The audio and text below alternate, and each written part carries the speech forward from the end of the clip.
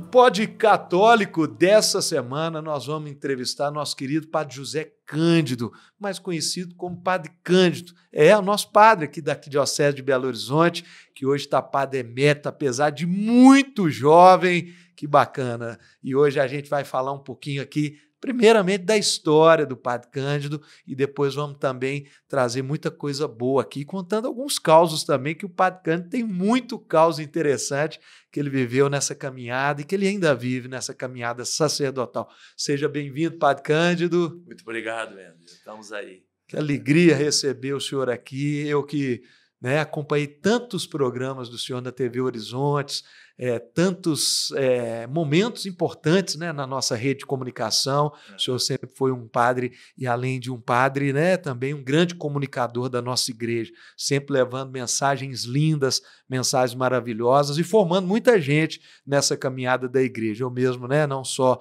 eu como pessoa, tive a possibilidade e a oportunidade de participar não só das suas missas, mas também de participar da sua riqueza litúrgica, que é muito grande, mas tem muitos amigos que receberam essa influência e que hoje estão aí, mais ricos em sabedoria divina pela sua influência. É uma alegria ter você aqui. Vamos falar primeiro da infância do Padre Cândido, porque quem não conhece vai conhecer hoje. Como é que começou essa paixão pela igreja? Foi na família? Foi na infância mesmo, Padre Cândido? Pois é, começou na minha família, apesar de que eu era filho único, Nasci em Santa Maria de Itabira, município, mas, na verdade, na fazenda do meu avô, onde meus pais moravam, e tinha uma capela lá ao lado, como antigamente as fazendas tinham capela, Meu avô construiu uma capela onde eu fui batizado, fiz primeira comunhão. Esta capela era dedicada a São Sebastião. E, curiosamente, eu terminei minha vida pastoral institucional, porque eu nunca deixei de ser padre, na paróquia São Sebastião. Comecei com São Sebastião e terminei com São Sebastião. Ele está ligado à minha vida. Então, lá, eu comecei, era filho único, morava na roça, sozinho. Dizem as pessoas, minha mãe também confirmou isso, que eu celebrava muita missa sozinho dentro de casa, mas tinha umas meninas que eram vizinhas e que eu dava comunhão para elas. Na verdade, era banana frita, aquela rodelinha assim, e era muito gostoso, Então, a comunhão era muito, para elas, era muito agradável. E daí veio a ideia, mas a gente pode dizer o seguinte: a vocação, ela amadurece e ela vai sendo uma afirmação contínua, dia após dia, até hoje. Ou seja, não é uma decisão que você toma e pronto, como se fosse uma coisa estática, ela é profundamente dinâmica. Então, essa decisão ela vai se aprimorando, aprofundando, e na medida em que você vive as intempéries da vida, muitas vezes crises, aquele sim vai o tempo todo se aprimorando. E eu até estava lembrando, porque eu sou muito amigo dos Bretas. Aliás, a gente, desde novo, a gente tem uma relação muito grande com a família Bretas. Eles são da região, de Santa Maria? São os meus lá. Eu estou sempre na casa deles. E eles e a minha família têm uma relação de proximidade. O Estevão, por exemplo, eu conheci aqui em Belo... Conhecia desde lá. Mas encontrei aqui como jovem, no grupo de jovens aqui na igreja da Santíssima Trindade, aqui nesse lugar, nesse bairro. Mas tem um fato interessante para mostrar como a decisão se renova. Quando eu entrei para o seminário, em 1958, eu tinha 10 para 11 anos, tão novinho, Muito novo. De sair das fraldas ainda. Entrei para o seminário aqui em Belo Horizonte, e em Santa Maria não tinha o ginásio. Então, um dos motivos pelos quais eu estaria entrando para o seminário poderia ser o fato de que lá não tinha o ginásio. A maior parte do pessoal não saía do primário, principalmente os homens, porque as mulheres elas tinham para o estudo o colégio normal em Itabira, o Colégio Nossa Senhora das Dores. Mas os homens não tinham. Então, quem iria estudar tinha que vir para Belo Horizonte, para o Caraça, que, aliás, era a minha primeira alguém me indicou em primeiro lugar, indicou para minha família o Caraça, mas acabou que eu vim para Belo Horizonte, estudei com os padres da congregação de Dom Orione. Passou o primeiro ano, meu pai não era, assim, na época, muito favorável. Aí era filho único, apesar de que nesta época já tinha uma irmã, ele não era assim tão favorável que eu ficasse no seminário. Aí, quando ele foi me buscar no fim do segundo ano, se eu não me engano, o prefeito da cidade, que era Bretas, Wildeu Bretas, e faleceu algumas semanas atrás, grande amigo da minha família, onde começou o supermercado Bretas, começou com armazém, né, que depois se expandiu. Ele ficou prefeito e ele instituiu o ginásio lá em Santa Maria. Então, quando meu pai foi me buscar, ele falou: agora você não precisa ficar mais aqui no seminário, agora tem ginásio. Já temos lá. O ginásio em Santa Maria. Já tem um ginásio lá, pode voltar. Eu falei: não, eu quero ficar. E este aí já foi um sim, uma opção já mais consciente, porque quando eu entrei para o seminário, havia vários fatores, né? Depois de um ano e pouco, 1 ano e meio, 2 anos, não sei, porque eu entrei em fevereiro, já era uma decisão que eu podia voltar para a minha terra. Aí eu não quis. Decidiu ficar, né, e decidi ficar até hoje. Que bacana. E o senhor foi ordenado com qual idade, Padre Cândido? Eu fui ordenado em 1973, dia 1º de julho, por Dom João Rezende Costa, arcebispo de Belo Horizonte na época, já de saudosa memória. E no dia 1º de julho eu devia ter 26 anos, 25 para 26, ou 26, agora acho que é uns 26 anos. Eu ordenei em julho, então 25 para 26. Em julho, 1º de julho de 19, porque meu aniversário é agora em agosto, no próximo mês, né? Então eu ordenei em julho, dia 1º de julho.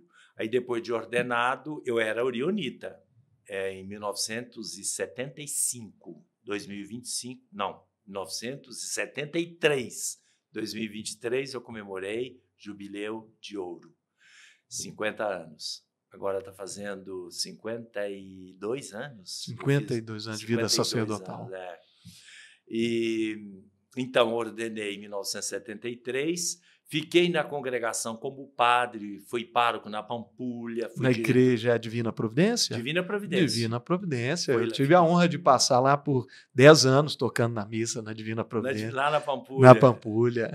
Aquela igreja que tem lá foi depois de mim, acho que foi o Padre Dino. Padre Dino, Padre Dino, muito famoso também. Conheci muito. Eu era menino, ele já era ecônomo. Então, eu fui pároco lá durante 3 anos. Foi na minha época que houve aquele famoso crime que você não existia ainda. Né? 1900, se eu não me engano, 1978, aquele crime da família Randazzo durante o casamento, em que alguém matou o padrinho do noivo, foi. Família Randazzo, né? Sim, eu era pároco, né? Lembro pela história, mas pela história, eu era foi. pároco lá, era novinho na época, né? Aí depois, em 1900, aí o Papa veio em 80, eu estava no Dom Orione, organizei junto com o Taveira, o Dom Taveira, o Monsenhor Éder e Dom João, Dom Serafim, prefeito Maurício Campos, governador Francelino Pereira, uma equipe grande organizou a visita do Papa no dia 1º de julho.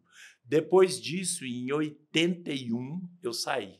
Eu saí da congregação e vim para aqui, para o Gutierrez. Para o Gutierrez, para a Santíssima Trindade. Santíssima Trindade. Olha. 13 anos, 14 anos aqui.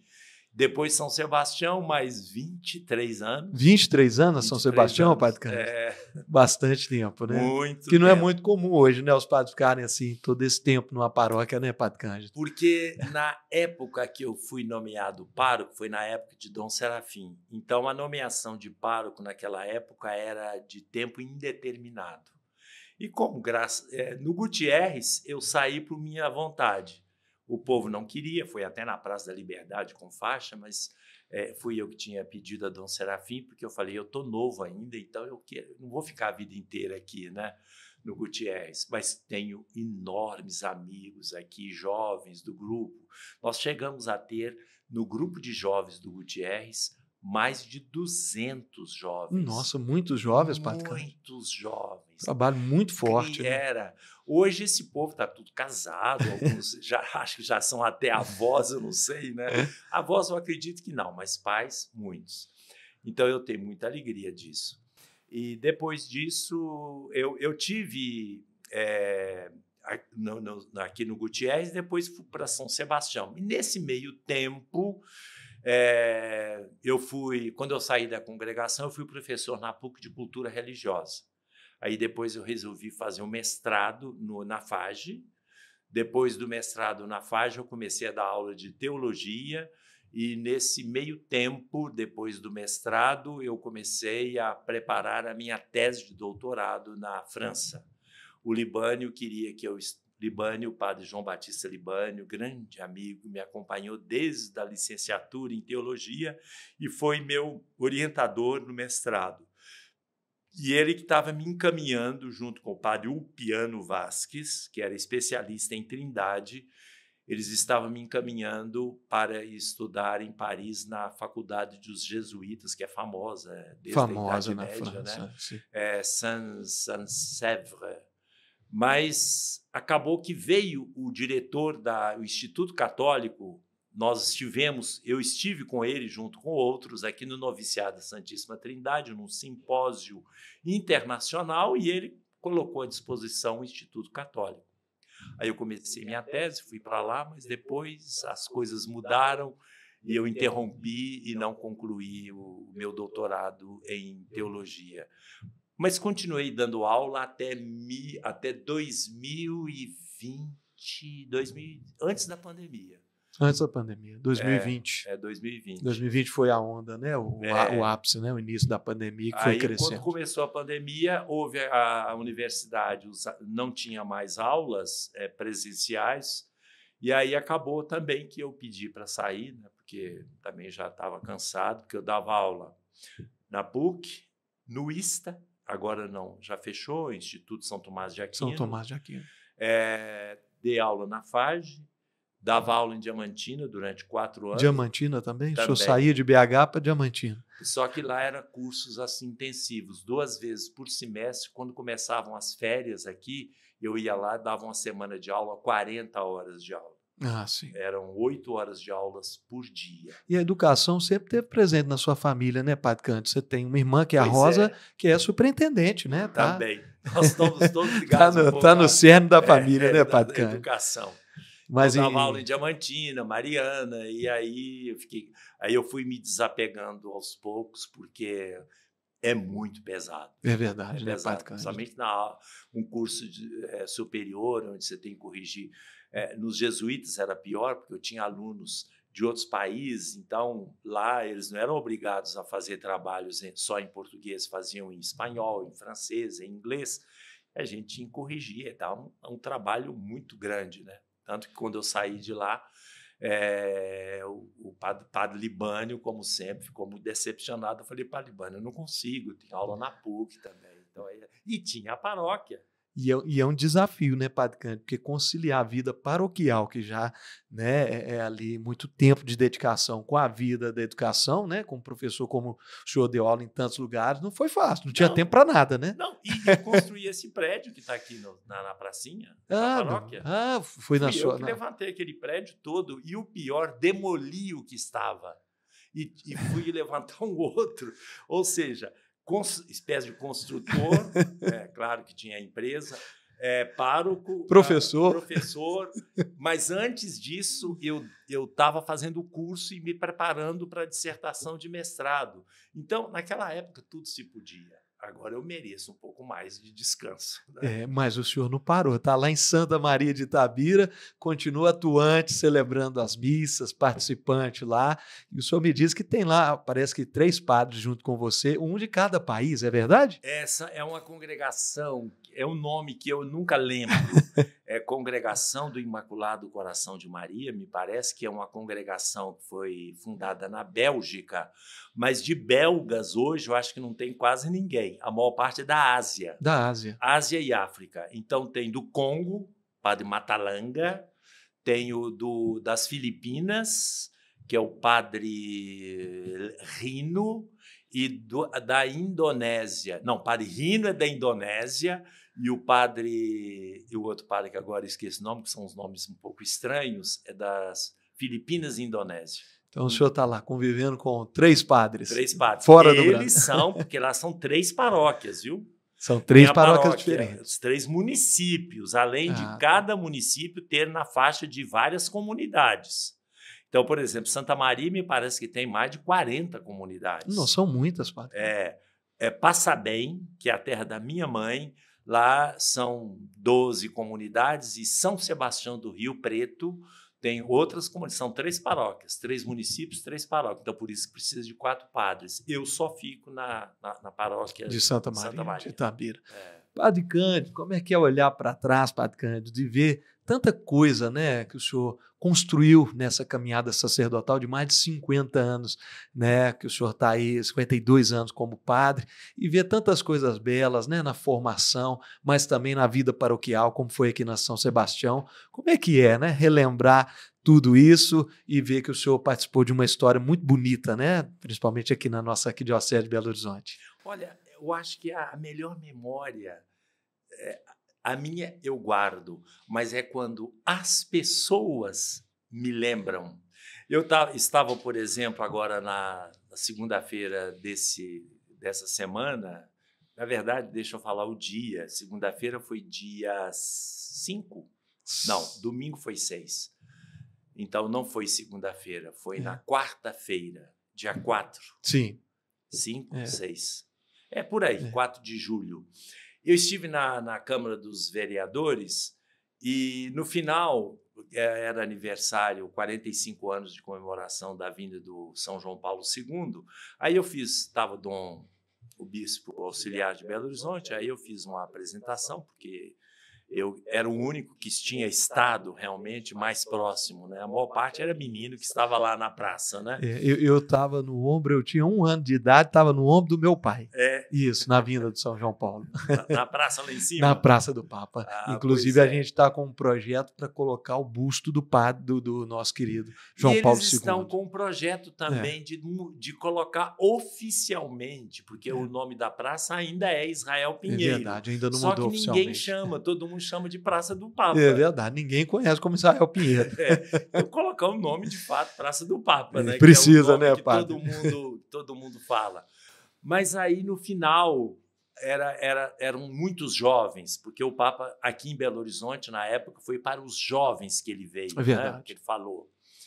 E, inclusive, quando eu estive em Roma no ano seguinte, eu fui concelebrar na capela do Colégio do Palácio Castel Gandolfo, em Roma, concelebrar eu sozinho com o Papa, São João Paulo II. Olha. Concelebrei com ele e depois fomos para a sala de refeição, para o café. E aí, a primeira coisa que eu falei com ele, Santo Padre, eu estava lá na praça no dia 1º de julho. Ele falou, o melhor lugar que eu fui no Brasil. Ele lembrava assim, tá? Olha. Apesar de ser 4 horas que ele esteve aqui em Belo Horizonte, porque ele não vinha a Belo Horizonte. De Brasília, ele ia para o Rio de Janeiro. Aí foi uma caravana em Roma e pediram a vinda dele. E ele falou que foi o melhor lugar. Eu estou falando isso porque ele me falou, ou seja, já falecido, né? Mas ele me falou isso pessoalmente e eu depois falei com o Dom João lá aqui em Belo Horizonte. Bom, aí no final desse encontro, as pessoas vieram, os jovens que vieram falar, e umas coisas que eles falaram me alegrou muito. Durante a pandemia, Padre Cândido, foi o senhor que salvou minha vida. A gente estava tão abandonado e o senhor não nos abandonou. Essa foi uma memória muito boa, ainda que mais recente. Né? O sentimento das pessoas de que naquele abandono eles foram socorridos por uma paróquia que ofereceu, que acolheu, que atendeu às confissões. Eu atendi durante um ano mais de 3.000 confissões. Eu ficava a tarde toda no confessionário, não deixei de ungir todos os doentes que me chamavam para ungir, dava a Eucaristia, a capela ficava aberta, e de vez em quando também a gente fazia umas missas de catacumbas, ou seja, escondido, né? É verdade. Eu sou testemunha disso. E o Padre Cândido, gente, tem uma memória impecável. Quando ele entrou aqui no estúdio, a primeira coisa que ele falou, você ia muito à missa lá no São Sebastião, né? A missa das 19h30, 19 horas, isso mesmo. E eu, né, na pandemia eu participei lá algumas vezes também, viu, Padre Cândido? E foi muito especial, porque foi um momento muito delicado da vida, né? Do Brasil, do país, coisa do mundo, que né? aconteceu. Quando não era possível mesmo ter nenhuma presença, aí o Católica, que alguém lembrou, que começou na pandemia, essa web TV católica, eles começaram lá do meu querido amigo Elon, bancou tudo, então ia transmitir as missas diárias e aos domingos a missa das 11 era transmitida. E aí o povo ia para a rua nos carros, Augusto de Lima, as ruas adjacentes, Avenida Barbacena, que ficava lotado de carro com as pessoas dentro dos carros assistindo a missa pelo celular, que era transmitida. E na hora da comunhão, um batalhão de ministros da Eucaristia saía pela avenida distribuindo a Eucaristia. E as pessoas se ajoelhavam na avenida, no meio da rua, para receber a Eucaristia, saíam dos carros. Aquilo ali, para mim, foi a melhor coisa que aconteceu na minha vida. Ficou marcado, né, Padre Cândido? Marcado, profundamente marcado. Olhando para trás, Padre Cândido, né, esses mais de 50 anos de vida sacerdotal, o que o senhor, né, tem a dizer? Valeu muito a pena toda essa história, toda essa construção? O que fica nessa memória, Padre Cândido? No dia 1º de julho, eu estava falando com o pessoal, eu falava o seguinte, olha, todo mundo gostaria, gente que já está na maturidade, como se diz aqui em Belo Horizonte, lá no Convívio Emaús, os padres da maturidade, né? Então, a gente que está na maturidade, muita gente fala que gostaria de voltar, etc. Pois eu não gostaria. E por um motivo muito simples. Porque agora eu sei qual foi o meu trajeto. E eu tenho medo. Se eu voltasse, eu não teria este mesmo trajeto. Eu não quero isso de forma nenhuma. Eu queria sempre... se eu pudesse voltar, mas já ter o trajeto traçado até hoje, do jeito que eu fui... O senhor faria tudo de novo, faria tudo de novo. Isso eu gostaria, mas com a insegurança do futuro, sem saber... Aí não. Padre Cândido, daqui para frente, como é que fica essa trajetória? Eu sei que você já tem livros publicados, né? Livros maravilhosos, nós vamos divulgar aqui para as pessoas lerem, né? Importante, gente, você que é católico, tem que ler boas obras. O Padre Cândido aqui tem obras maravilhosas. E o Padre Cândido não parou. Tem obras que tem uma obra que vai ser lançada agora, né, Padre Cândido? Fala um pouquinho para a gente das que aquelas que já foram publicadas e uma que o senhor vai publicar agora em breve. Tem um livro que muita gente comprou, eu não sei, foi editado pelas Vozes, 100 questões de fé. Mas isso faz muito tempo. Ele já estava na 4ª ou 5ª edição. Não sei se já está esgotado, das Vozes. Mas no sebo a gente pode encontrar. Vai no Google, né, e fala 100 questões de fé, Padre Zé Cândido, com certeza tem alguém aí que vende. Esse foi o primeiro. Aí depois eu tenho um outro livro que é sobre a minha trajetória como professor de Trindade. O Dogma da Santíssima Trindade. Esse é um livro muito acadêmico, é um livro técnico, ou seja, ele não é tão acessível assim a quem está iniciando na fé. É cheio de termos técnicos, ligado à área da especulação. Mais voltado para os estudantes de teologia. Estudantes de teologia. E agora, o que eu estou lançando, esse é bem popular, que é Dicas Litúrgicas, seguindo exatamente a renovação conciliar, a reforma da liturgia do Concílio Vaticano II, mas também com muitos aspectos práticos, por exemplo, porque muita gente entra um bêbado durante a missa. O que se deve fazer? E ele vai para a mesa, vai para a fila de comunhão. Então, aí eu não vou falar o que está escrito lá no livro, porque aí precisa de ler. A pessoa tem. Então, tem essas coisas práticas. os ruídos. Ruídos é um termo que a gente usa em comunicação e que usa também na liturgia. Ruídos. Ruídos é aquilo que atrapalha o fluxo de comunicação na liturgia. Por exemplo, acordes que ficam passando, ficam conversando, ou o cerimoniário que na hora da missa fica perguntando o que tem que fazer, etc. São ruídos. Então, existem todas estas informações sobre como proceder, coisas assim, mas existe também a parte propriamente dos documentos da igreja, a parte de cada missa, a explicação. O que é uma procissão de entrada? Qual o seu sentido? Qual o seu significado? As oferendas e assim por diante. Além dessas explicações, então, tem o aspecto prático sobre a música na liturgia, até porque eu sou músico também e compositor, né? O hino da Jornada Mundial da Juventude. Muita gente conhece Senhor, que vieste salvar, e toda a Bíblia. São muitas músicas, né? E então tem orientações e dicas sobre a música na liturgia, como ela deve ser, como a igreja quer que a música seja, principalmente agora, da reforma litúrgica incrementada mais ainda, porque o Papa Leão XIV ele tem muito gosto, inclusive pela música, né? O Papa Francisco não podia, porque ele tinha problema nos pulmões, então ele não cantava. Gostava de música, mas não podia cantar. Já o Papa Leão XIV canta muito. Então tem a parte da música e no final do livro ainda tem, para quem é músico, as partituras. Olha, bonitinho, com as cifras, mas a partitura mesmo, para 4 vozes, para acompanhamento de órgão e assim por diante, de todas as partes da missa, desde o Kyrie até o Cordeiro de Deus. Então, ajuda muito. E um amigo meu lá da Catedral da Sé de São Paulo, que eles cantam lá na Sé de São Paulo, Catedral, cantam muito as minhas músicas. Ele já está interessado já nas partituras. E assim professor Delfim. E assim que agendar, nós vamos trazer aqui, vai ser lá no Padre Alexandre, nós vamos, né, informar aqui para todo mundo estar presente lá nesse lançamento, vai né, ser Padre na Cândido? paróquia Bom Jesus do Vale, no dia...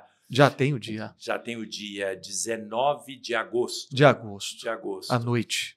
Vai ser à noite, 19h30. Então já está todo mundo convidado, gente. Dia 19 de agosto, 19h30, eu vou estar lá e vamos convidar todo mundo para estar lá com o Padre Cândido, né, Padre? Padre Cândido, o Padre Alexandre e o Padre Fábio Marinho, que é muito conhecido aí na internet, foi meu aluno também. Então, ele, com muito prazer, com muito gosto, ele já estou doido para ler esse livro, viu, Padre Cândido? O senhor falou uma coisa interessante, né? Tem questões, né, que muitas vezes até o próprio padre, às vezes, fica em dúvida, né? Eu me lembro de uma cena, né? Eu coordenava o grupo de jovens da paróquia Santa Terezinha, na Pampulha também, e o Padre Joel, que hoje é bispo auxiliar, ele era pároco nessa época. Eu fui pároco quando lá era capela, eu celebrei muita missa lá. Eu lembro. Capela Santa Terezinha. Capela Santa Terezinha. Depois... Foi antes do Padre Carlos. Logo de seguida veio o Padre Carlos, Padre Paulo, né? Foram vários padres. E lá não tinha forro e o pombo tinha muito pombo, né? E na hora da consagração o pombo fez aquele momento assim, fez um cocôzinho e caiu dentro do vinho na consagração. Então eu fiquei nessa dúvida, né? Nesse caso, toma o vinho, não toma? Eu acho que o padre também ficou naquele momento, né? Então são muitas dúvidas e eu já estou doido para ler esse livro, viu, Padre Cândido? Mas essa não tem. Essa aí não vai ter, mas tem outras interessantes, né, Padre Cândido? Padre Cândido, chegamos. Dá vontade de ficar aqui com você, Padre Cândido, até amanhã. A gente sem parar, é muito assunto, é muita história, Padre Cândido. Obrigado pela sua presença aqui. Obrigado por você ser esse sinal de Deus, né, na vida da nossa igreja. Estar aqui com o senhor, eu fico até emocionado, né, porque é muita história, muita construção que o senhor ajudou e continua, né, ajudando na nossa igreja. Eu queria que você deixasse uma mensagem final para quem está acompanhando aqui o Pod Católico, e vale lembrar, o Pod Católico, ele fica, depois que vai ao ar, ele fica aí registrado para sempre. Quem quiser entrar no canal, né, nós vamos divulgar também aqui nas redes sociais do Padre Cândido, e é muito importante, né, a gente acompanhar e conhecer a história de pessoas que marcam a vida da nossa igreja, como o Padre Cândido marcou e continua marcando a vida da nossa igreja católica. Mas deixa uma mensagem para quem está nos acompanhando aqui, Padre. Pois é, a minha mensagem, eu sou muito alegre, muito feliz do meu ministério presbiteral. Eu acredito que grande parte dos meus colegas também são felizes, etc. Mas eu queria dar uma mensagem. Os padres, nós somos humanos e a gente precisa muito do apoio dos fiéis, principalmente aqueles que estão nos trabalhos, nas paróquias. Recentemente, nós tivemos um caso que está explodindo no mundo inteiro, na Itália, de um padre jovem com grande expressão na sua comunidade e que, exatamente por isso, foi para o mundo inteiro, que não suportou as dificuldades, nós não sabemos quais, porque isso ele guarda no silêncio do seu coração. Então, a todos os fiéis que têm os seus párocos, rezem por eles, amem os seus párocos, amem os seus padres, para que eles possam, de fato, continuar alimentando a vida de fé da igreja e de cada um de vocês, porque, para muitos, de vez em quando, o caminho é muito difícil. É quase o caminho do Calvário de Jesus. E como são humanos, o peso pode se tornar insuportável, mas se tornará suportável se todos ajudarem com o afeto. Muito obrigado, Padre Cândido, muita luz aí na caminhada, que o senhor tem muito a contribuir, tá? Jovem demais e tem muita coisa pela frente. Jovem, né? Não tanto. E você que nos acompanhou aqui, muito obrigado pela sua audiência. Semana que vem a gente está aqui novamente, trazendo mais um capítulo aqui do Pod Católico. Fica com Deus, boa semana para vocês.